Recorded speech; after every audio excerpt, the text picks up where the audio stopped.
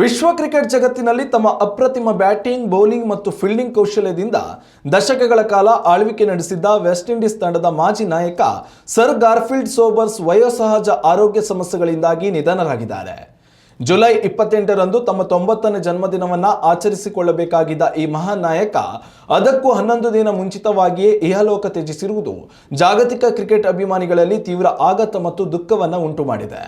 1936ರಲ್ಲಿ ಬಾರ್ಬಡೋಸ್ನಲ್ಲಿ ಜನಿಸಿದ ಸೋಬರ್ಸ್ 1952ರಲ್ಲಿ ಪ್ರಥಮ ದರ್ಜೆ ಕ್ರಿಕೆಟ್ಗೆ ಪ್ರವೇಶ ಪಡೆದರು. ಕೇವಲ 2 ವರ್ಷಗಳಲ್ಲಿ ರಾಷ್ಟ್ರೀಯ ತಂಡಕ್ಕೆ ಆಯ್ಕೆಯಾದ ಅವರು ವೆಸ್ಟ್ ಇಂಡೀಸ್ ತಂಡವನ್ನು ಸುದೀರ್ಘಾವಧಿಗೆ ಯಶಸ್ವಿಯಾಗಿ ಮುನ್ನಡೆಸಿದರು.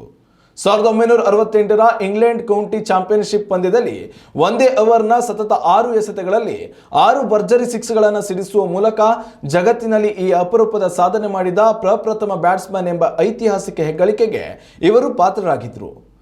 ತಮ್ಮ ಸುದೀರ್ಘ ಟೆಸ್ಟ್ ವೃತ್ತಿ ಜೀವನದಲ್ಲಿ ಒಟ್ಟು 93 ಪಂದ್ಯಗಳನ್ನು ಆಡಿದ ಸೋಬರ್ಸ್ 57.78ರ ಅದ್ಭುತ ಸರಾಸರಿಯಲ್ಲಿ 26 ಶತಕಗಳ ನೆರವಿನೊಂದಿಗೆ 8032 ರನ್ ಗಳಿಸಿದರು. ಇದರೊಂದಿಗೆ ಎಡಗೈ ವೇಗದ ಬೌಲಿಂಗ್ ಮೂಲಕ 235 ವಿಕೆಟ್ಗಳನ್ನು ಕಬಳಿಸಿ ಸಾರ್ವಕಾಲಿಕ ಅತ್ಯುತ್ತಮ ಆಲ್ರೌಂಡರ್ ಎನಿಸಿಕೊಂಡಿದ್ದರು. ಮೈದಾನದಲ್ಲಿ ಅದ್ಭುತ ಫೀಲ್ಡಿಂಗ್ ಮೂಲಕ 109 ಅತ್ಯಾಕರ್ಷಕ ಕ್ಯಾಚ್ಗಳನ್ನು ಪಡೆದ ದಾಖಲೆಯು ಇವರ ಹೆಸರಿನಲ್ಲಿದೆ. ಅವರ ನಿಧನಕ್ಕೆ ಜಾಗತಿಕ ಕ್ರಿಕೆಟ್ ಮಂಡಳಿಗಳು ಸೇರಿದಂತೆ ಪ್ರಸ್ತುತ ಹಾಗೂ ಮಾಜಿ ಆಟಗಾರರು ಕಣ್ಣೀರಿನ ಶ್ರದ್ಧಾಂಜಲಿ ಸಲ್ಲಿಸಿದ್ದಾರೆ. ಉತ್ತಮ ಸಂಸ್ಕಾರಯುತ ಶಿಕ್ಷಣದೊಂದಿಗೆ VSS English medium CBSE school Udupi Muddur. ನರ್ಸರಿಯಿಂದ 10ನೇ ತರಗತಿವರೆಗೆ ಶಿಕ್ಷಣದ ಜೊತೆಗೆ 5ರಿಂದ 10ನೇ ತರಗತಿವರೆಗಿನ ವಿದ್ಯಾರ್ಥಿನಿಯರಿಗೆ ಉತ್ತಮ ಹಾಸ್ಟೆಲ್ ಸೌಲಭ್ಯವೂ ಇದೆ. ನಿಮ್ಮ ಮಕ್ಕಳ ಪ್ರವೇಶಾತಿಗಾಗಿ ಈ ಸಂಖ್ಯೆಗೆ ಕರೆ ಮಾಡಿ.